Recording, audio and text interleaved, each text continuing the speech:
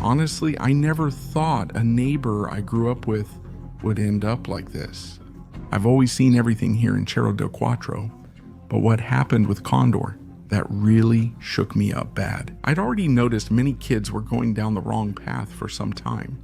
Cóndor's name was Juan de Moritos. I used to call him Condorito because he had a big nose. Then he grew up and we just called him Cóndor. He was one of those guys who didn't want to do anything. An addict, aimless, but with a good heart when he was calm. One day some trucks pulled up and as if they were giving away money, they shouted, "Who wants to work for the cartel?" And you know how it goes. Several raised their hands, including El Cóndor. They promised them everything we already know.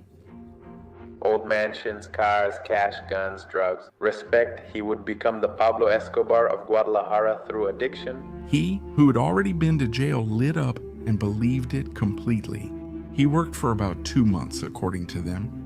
Suddenly they would beat him, then they'd make him a lookout, then this, then that. They kept moving him from one place to another. And one day they told me, that's it. You know, who was it? I thought it was a joke. They called me the Cóndor. I was stunned.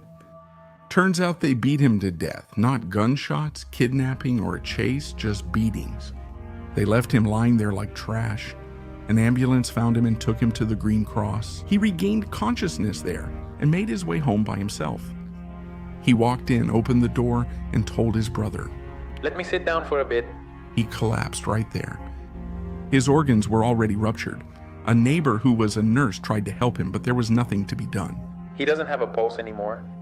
He died from internal injuries. The cartel finished him off instantly. What hurts most is everything they promised him was a lie. If something happened to him, they promised to support his family, pay them, take care of them, and rescue him if the police caught him. Just false hopes. On the day of the funeral, not a single one of those trucks they brag about showed up. No money, no messages, nothing. We had to pitch in for the coffin, for the cemetery, even for the flowers. The saddest part is he left 2 young kids behind.